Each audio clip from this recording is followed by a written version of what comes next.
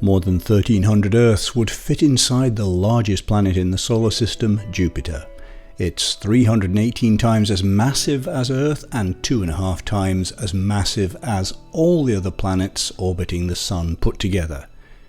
But going around other stars are planets even larger than Jupiter. So just how big can planets be? The first exoplanets were discovered in 1992, but these turned out to be oddballs, circling around not ordinary stars but pulsars, dense stellar remnants of supernovae. It was 1995 before the first planet around a Sun-like star, 51 Pegasi, 50 light-years from Earth, was confirmed. 51 Pegasi b turned out to be an entirely new type of world. It was a hot Jupiter, in other words a gas giant in an extremely small orbit around its central star. A high percentage of the early exoplanets to come to light fell into this same category, for the simple reason that the detection method most commonly used at the time favoured objects that caused the biggest wobbles in the motion of their parent stars, massive planets in tiny orbits. Although Jupiter dominates the Sun's planetary system, astronomers realized there were almost certainly bigger and more massive planets elsewhere in space.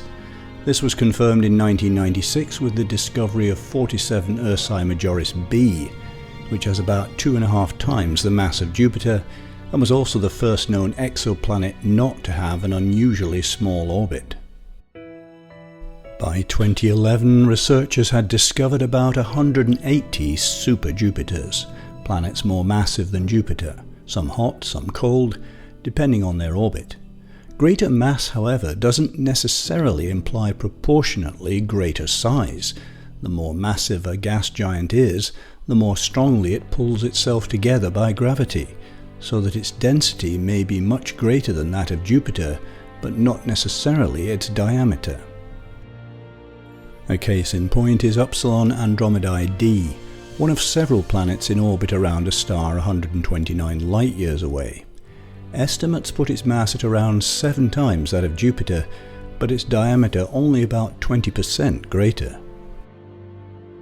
As long ago as the 1960s, astronomers had theorized there might be objects intermediate between planets and stars, which later became known as brown dwarfs. They'd have enough mass to initiate a kind of nuclear reaction known as deuterium fusion.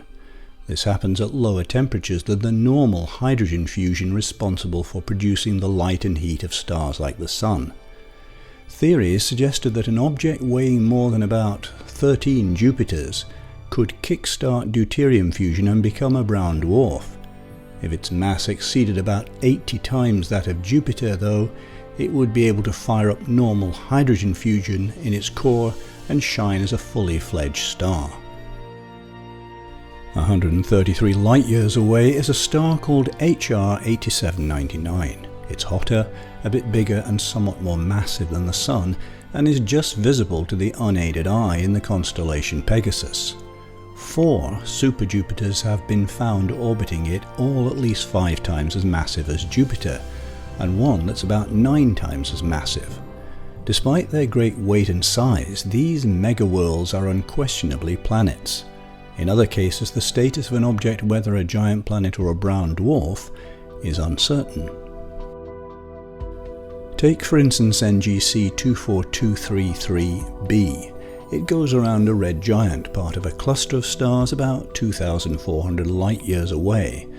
Astronomers found it because of wobbles, slight back and forth movements of the star caused by its companion as it tugs first one way and then another in its orbital journey. We know that its mass is at least 10.5 times that of Jupiter.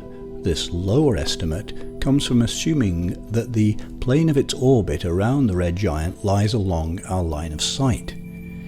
If the orbit's tilted away from us, though, the companion's mass would have to be greater to account for the observed wobbles in the parent star. Its mass could in fact be big enough to push it into brown dwarf territory.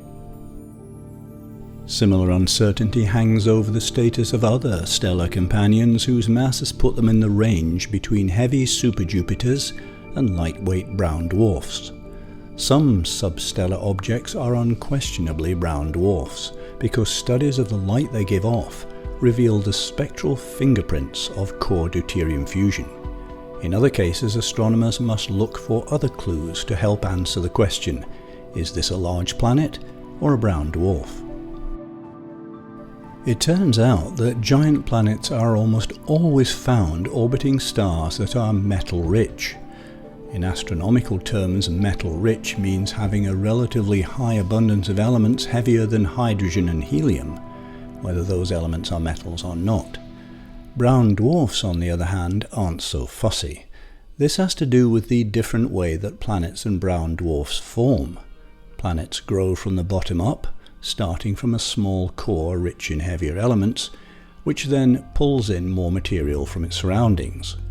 Brown dwarfs, by contrast, form in the same way as stars, from dense pockets of a protostellar cloud of gas and dust which collapses under their own weight.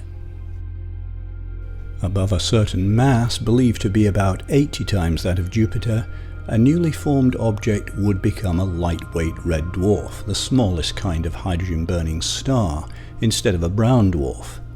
The lightest of all known red dwarfs is 2-mass J05231403, which is right around the theoretical mass limit for a star and has a diameter of a mere 0.09 times the Sun, smaller than Jupiter. Although only about 40 light-years away, it's 1,000,000 times fainter than the faintest star you can see with your naked eye. Even more diminutive is EBLM J055557AB, which is similar in size to Saturn and is the smallest known red dwarf.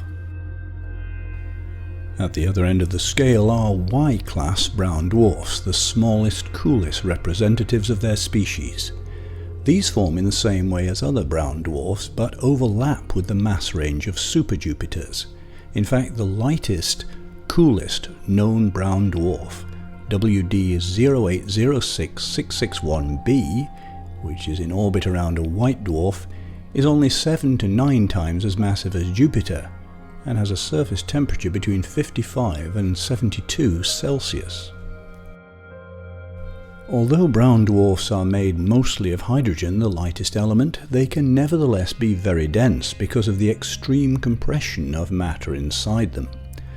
Corot 3b, for instance, with a mass of around 22 Jupiter masses, is thought to have a density of 26 grams per cubic centimetre, greater than that of osmium, the densest natural element under normal conditions. The surface gravity of Corot 3b is correspondingly high, over 50 times that of Earth. As far as giant planets go, among the biggest is TYC 8998760-1b. It's about 3 times as wide as Jupiter and 14 times as heavy. Yet for all its great size, this mightiest of worlds is a youngster. The star it orbits, at a distance slightly more than 5 times that of Neptune from the Sun, is a mere 17 million years old. Potentially even bigger is HD 100546b, which according to some estimates could be nearly 7 times the diameter of Jupiter. But there's a complication because HD 100546b appears to be a world in the making, a planet that is still condensing from the cloud of gas and dust that surrounds it. Future observations will help decide if it really is the biggest exoplanet known, or if its seemingly immense girth includes in part the material in which it's embedded.